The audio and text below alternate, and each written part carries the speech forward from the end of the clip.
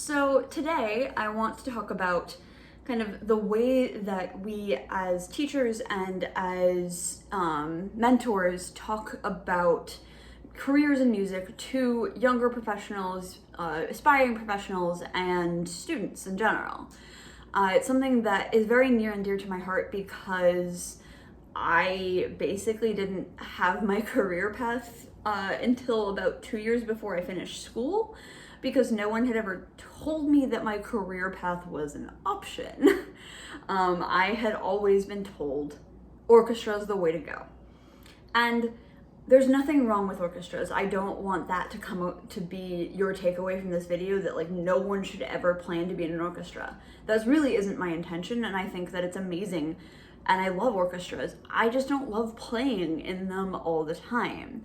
I like playing in like one every year or two or three every year. I don't want to spend an entire season playing the same music over and over again. That's just not what my personality and my love of music is like.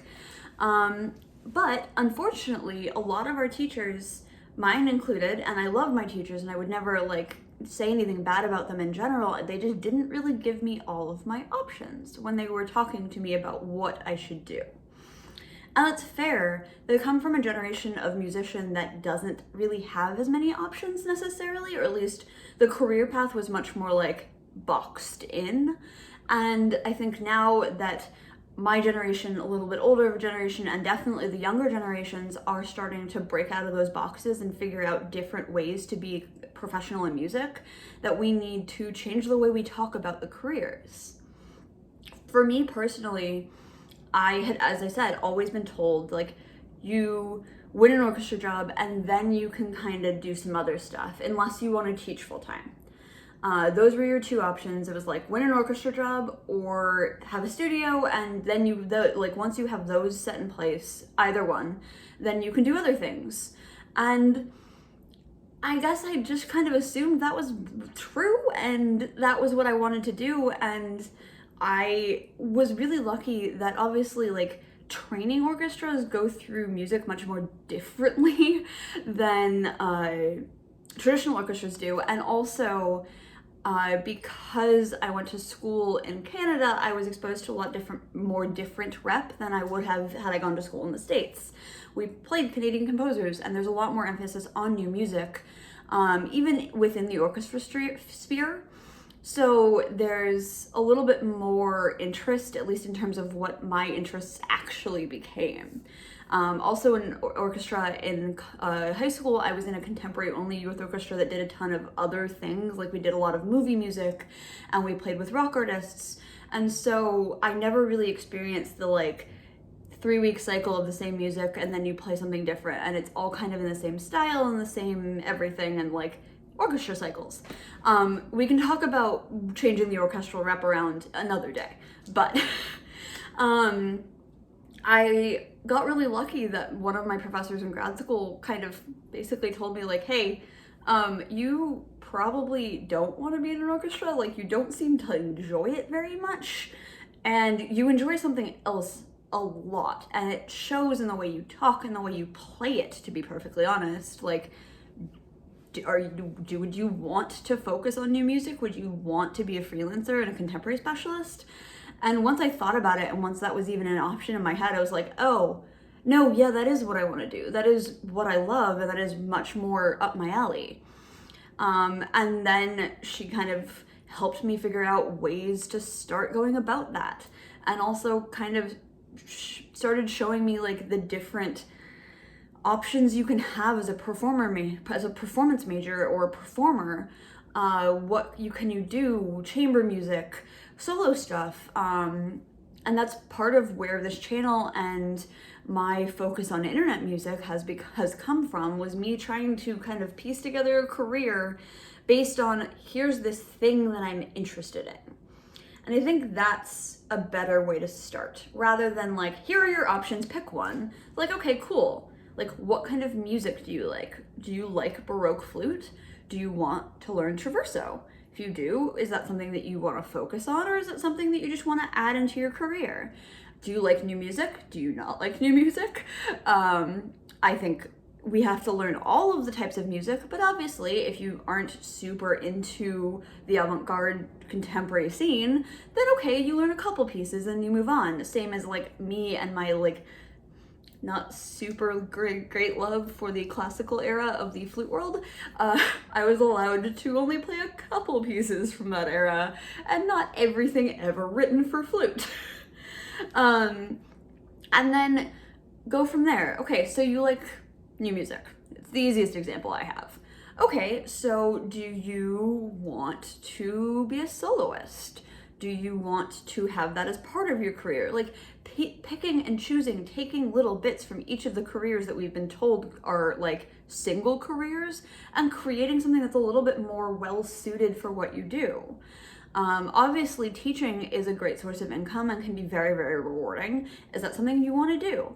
Is that something you're interested in or comfortable in? Because obviously not everyone's the best teacher in the world. And it does take practice and it does take experience talking to people and figuring out how to explain their problems in a way that they will understand, not just a way that you understand. So then also like, hey, do you want to like take a pedagogy course, or here's the studio that's looking for a part-time flute teacher. Do you want to apply to that? Like having resources for your students and for the people that you're mentoring or that you're helping is important and really, really helpful. And it's something that I wish I had, honestly. I obviously have done pretty well for myself, but it would be super, super helpful to have had someone who'd been like, hey, like, here are some places that you should look at teaching at.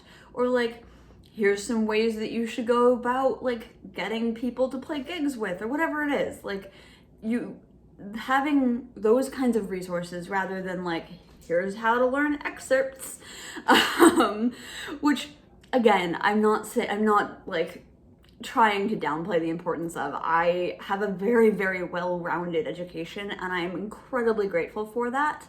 And I think that is part of what has made me a better musician. And I would not say that you should focus on one thing really ever.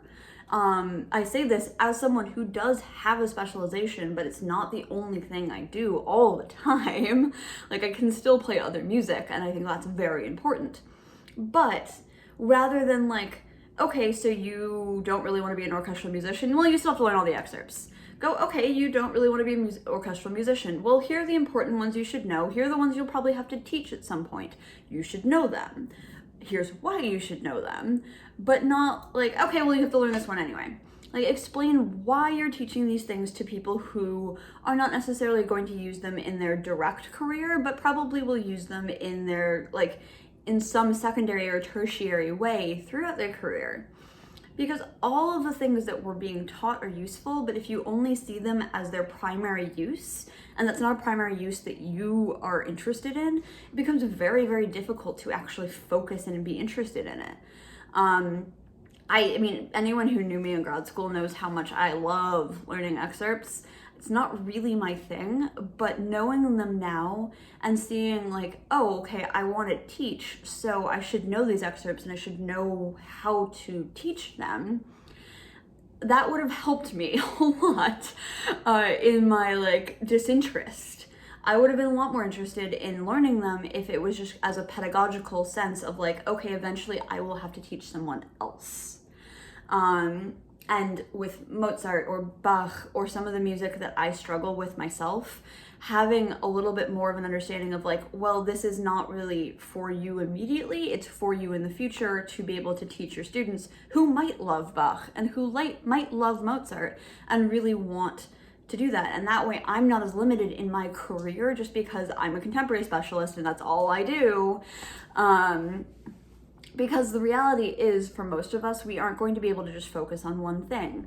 And even orchestral players still do other things. Like if you look at the principal flutes of the major orchestras all over the world, they still play chamber music, they still solo, they still do all of these other things.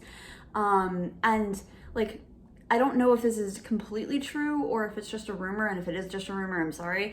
But Joshua Smith, the principal flute of the Cleveland Orchestra, who won his job at 22 and has been there my entire life, is talking about stepping down and doing more solo stuff and doing more outside of the orchestra because he's been in the orchestra so long. And totally fair, and I like look forward to him doing other things if that is what he wants to do. And that's kind of proof that even if you do everything right and you do all of the things that you're supposed to do and you get into an orchestra and you do the thing, you still might not enjoy it after 20 years. And that's fair, and that's something that we should be able to talk to our students about. That's something that we should be encouraging our students to think about, of like, do you want to do other things besides orchestra? No? Cool. Okay. Awesome. But we're still going to provide these other skills and we're going to tell you why. But yes, let's focus on orchestra. Same way as I wish someone could go, okay, let's focus on new music, but here's all these other skills that you're going to have because like you might want to do other things in the future. And yeah, I think the focus on orchestra is kind of unfair. It's unfair to students who definitely don't want to be in an orchestra but still want a career in music. And it also doesn't include any of the like newer fields in music, like arts administration and music technology and even composition. We don't really talk about like other spheres for composers besides like you write music and you get paid for it. And I can't really speak to that because I have zero clue how to go about that or like really what all the options are. I know much more of the performer side, but it's the same thing is true, and that's still a career path that people choose. So like, yeah, basically the moral of the story is like, talk to your students and talk to your friends and your colleagues and your peers and your mentees about things other than the orchestral path or things other than the singular path that most music schools teach. It's not gonna hurt them in the grand scheme of things, and most likely it will help them tenfold figure out their career and get there faster and get there without some of the like struggles that a lot of us have. Obviously there will be struggles, everyone will have struggles, but at least you can help them avoid some of the pitfalls that you fell into. Yeah, I hope this video was helpful and interesting. As always, if you have something to discuss or something that you want to bring up, please let me know in the comments. If you like this video, please give it a like. If you're new here, subscribe, and I will see you guys very soon.